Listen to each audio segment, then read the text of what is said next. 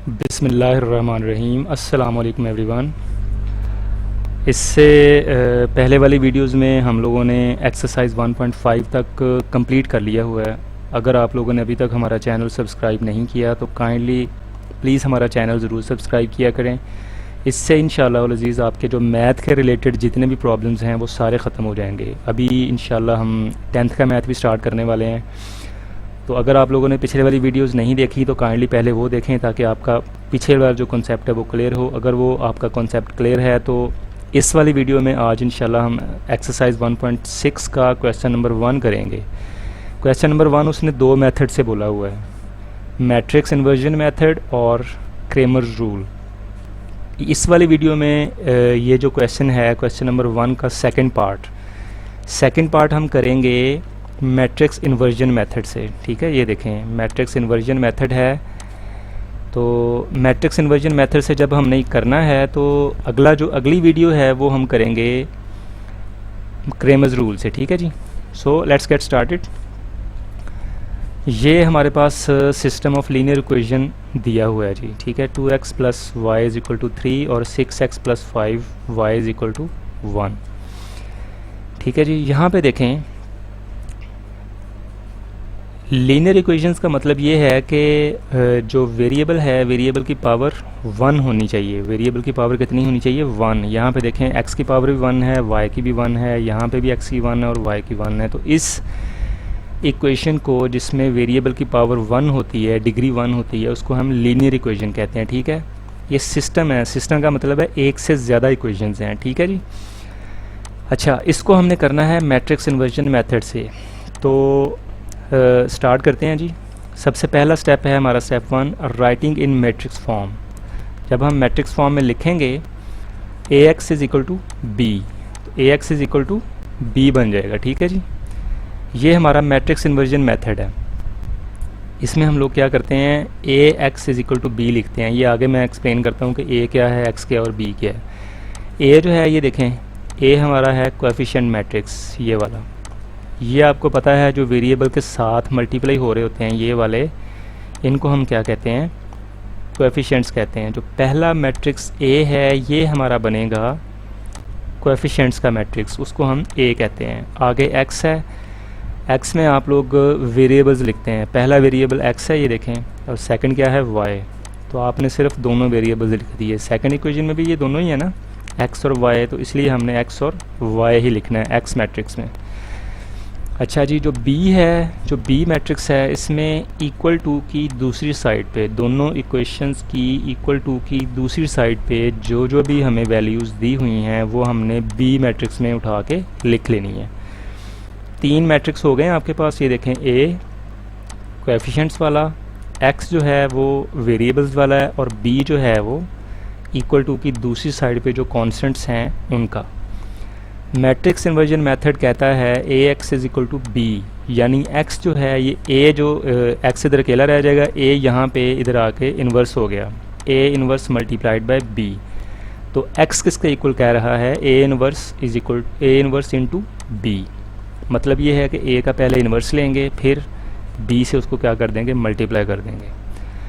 अच्छा जी, तो the coefficient matrix step 2 में कह रहा है A is non singular. Non singular आपको पता है, जिसका डिटर्मिनेंट नॉट इक्वल टू 0 हो वो क्या होता है? Non singular. और आप ये भी जहन में रखिएगा कि जो भी मैट्रिक्स सिंगुलर होगा उसके हम सॉल्यूशन को फाइंड नहीं कर सकते, उसका सॉल्यूशन सेट पॉसिबल नहीं होगा।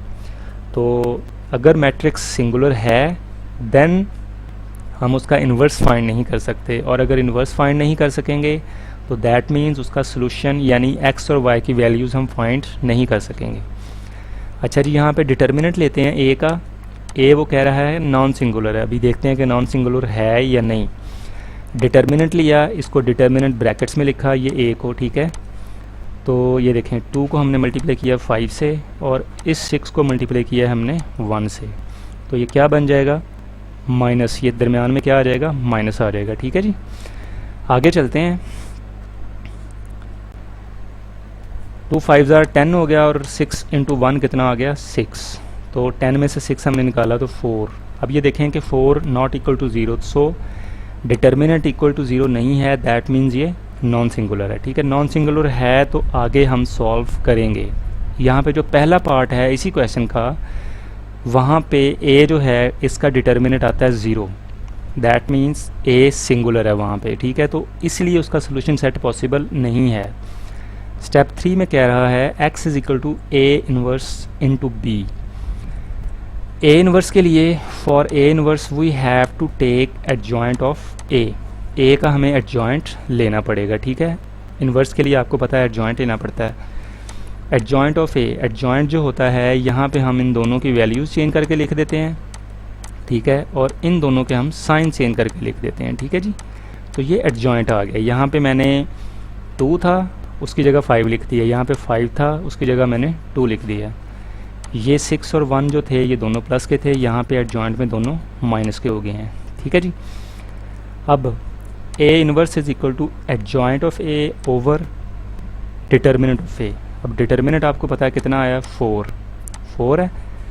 तो अब आप देखें कि फ्रैक्शन के नीचे है तो इसलिए 1/4 लिख लिया उसको। ये एडजॉइंट वाला मैट्रिक्स एज इट इज़ लिख लिया हमने। ठीक है जी, अभी इसको यहाँ पे मल्टीप्लाई या डिवाइड नहीं करेंगे। x आपको पता है किसके इक्वल है, A inverse multiplied by B. अब ए इनवर्स की जगह आपने ये वाली वैल्यू पुट करनी है, ये वाली। ठीक है, ये वाली। और b जो है वो आपने पहले मैट्रिक्स लिखा हुआ था, b की जगह आपने वो लिख दिया और दरमियान में कोई भी साइन नहीं है, दैट मीन्स ये मल्टीप्लाई हो रहे हैं। 1/4 एज इट इज़ आ गया जी। यहाँ पे x की जगह हमने ये मैट्रिक्स लिख लिया x और y वाला। ठीक है, वेरिएबल्स वाला। 1/4 एज इट इज़ लिखा, 5 को पहले 3 से मल्टीप्लाई किया, दरमियान में प्लस डाला, -1 को 1 से मल्टीप्लाई किया। ठीक है, फिर -6 को 3 से मल्टीप्लाई किया है, ये देखें, दरमियान में प्लस डाला, फिर 2 को मल्टीप्लाई किया है 1 से। इसको सॉल्व करते हैं। 1/4, 5 3 ज़ार 15 और ये प्लस माइनस कितना आ गया, -1 इंटू 1 आ गया। ठीक है जी, 15 - 1 ऊपर वाला, -6 इंटू 3 -18 और प्लस 2 1 ज़ार 2, -18 + 2। यहाँ तक क्लियर है जी। आगे चलते हैं। यहाँ पे देखें जी, x और y जो मैट्रिक्स था वो किसके इक्वल आ रहा है, 1/4 एज इट इज़ लिखा हमने, 14 और दूसरी वैल्यू आ रही है -16। यहाँ पे देखें जी, 1/4 को हम दोनों के साथ क्या कर देते हैं, मल्टीप्लाई कर देते हैं। 14 मल्टीप्लाइड बाई 1/4 -16 मल्टीप्लाइड बाई 1/4।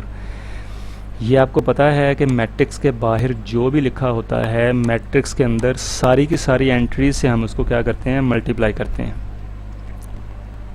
सो यहाँ पे देखें, 14 को हमने 1/4 से मल्टीप्लाई किया है, -16 को 1/4 से मल्टीप्लाई किया है, तो 14 और 4 कैंसिल हुए, 2 2 ज़ार 4, 2 7 ज़ार 14, 7/2 आ गया। ये 4 और -16 जो है आपस में कैंसिल आउट होकर -4 बन गए। ठीक है जी, अब देखें x पहली वैल्यू है तो यहाँ पे पहली वैल्यू 7/2 है। ठीक है, that means x is equal to 7/2, y is equal to -4 है सेकंड वाली वैल्यू, क्योंकि सेकंड नंबर पे y है तो यहाँ पे सेकंड वाली वैल्यू y के इक्वल होगी। ठीक है, x की वैल्यू भी आ गई है और y की वैल्यू भी आ गई है। I think everything is clear. अगर आपका कोई क्वेश्चन हो इसके रिलेटेड या पिछले वाली वीडियोज़ के रिलेटेड कोई भी क्वेश्चन हो तो काइंडली कॉमेंट्स में ज़रूर पूछा करें। अगर आप लोगों को ये नोट्स चाहिए, सॉल्व्ड नोट्स, तो आप कमेंट्स में अपना ईमेल आईडी दें, मैं आपको इंशाल्लाह ईमेल भी कर दूंगा। हमारा चैनल काइंडली सब्सक्राइब करना ना भूलिएगा। Thank you so much for watching.